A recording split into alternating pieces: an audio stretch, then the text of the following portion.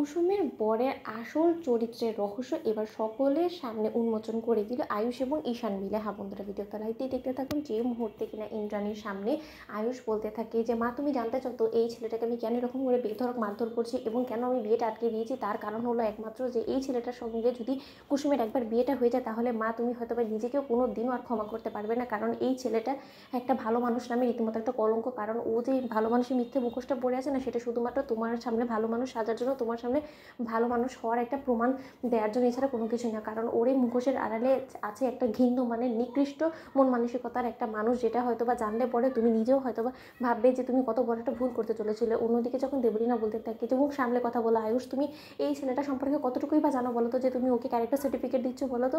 আর তার থেকেও বড় কথা, আন্টি যথেষ্ট পরিমাণে সব কিছু যাচাই বাছাই করেই কিন্তু কুসুমের বিয়ে ঠিক করেছে এবং কুসুমের কিন্তু সর্বোচ্চ বিশ্বাস আছে আন্টির উপরে। কি আন্টি? ঠিক সেই মুহূর্তে যখন ইন্দ্রাণী বলতে থাকে যে আয়ুষ তুমি কিন্তু এবার ইন্দ্রাণী গাঙ্গুলি নেওয়া সিদ্ধান্তের উপরে সন্দেহ করছো।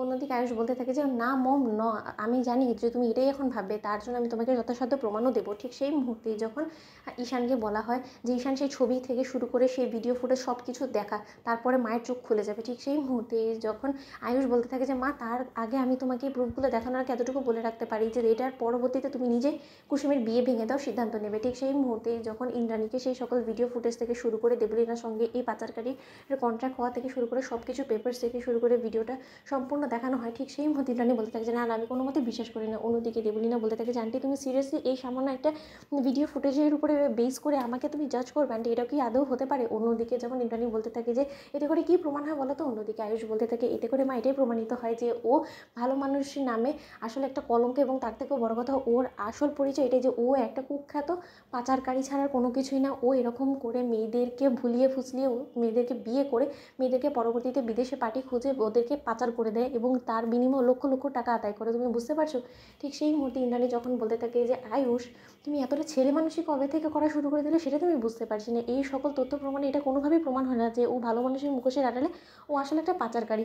এবং তোমার হয়তো বা ভুলও হতে পারে, কারণ আমি ওর সম্পর্কে সম্পূর্ণরূপে যাচাই বাছাই করেই কিন্তু এই ডিসিশনটা নিয়েছি যাতে ও কুসুমের জীবনটা সুখের হয়। অন্যদিকে ঈশান বলতে থাকে যে মা তুমি যাচাই বাছাইটা কাকে দিয়ে করেছো? দেবলীনাকে দিয়ে নিশ্চয়ই, এবং দেবলীনাই তো ওর সঙ্গে কন্ট্রাক্টটা করেছে কুসুমকে ওর কাছে বিক্রি করে দেওয়ার, তাহলে অবশ্যই ও ভালো মানুষই সাজাবে, এই লোকটাকে ও নিশ্চয়ই খারাপ বলবে না। অন্যদিকে যখন ইন্দ্রাণী বলতে থাকে যে ঠিক আছে আয়ুষ তুমি তো ডিসিশন নিয়ে ফেলেছো যে কুসুমের সঙ্গে এই লোকটির বিয়ে তুমি হতে দেবে না, তাহলে বরঞ্চ যার বিয়ে তার উপরে আমি সম্পূর্ণ ডিসিশনটা ছেড়ে দিই। অন্যদিকে যখন ইন্দ্রাণী কুসুমের কাছে গিয়ে বলতে থাকে যে কুসুম এবার তুমি আমাকে বলো যে তোমার কি আমার নেওয়া ডিসিশনের উপরে সব থেকে বেশি বিশ্বাস আছে, নাকি তোমার আয়ুষের কথার উপরে বিশ্বাস করে তুমি তোমার জীবনটাকে উচ্ছনে পাঠিয়ে দিবে এবং তুমি লগ্নভ্রষ্ট হবে? তোমরা লাইক এবং শেয়ার সাবস্ক্রাইব করো।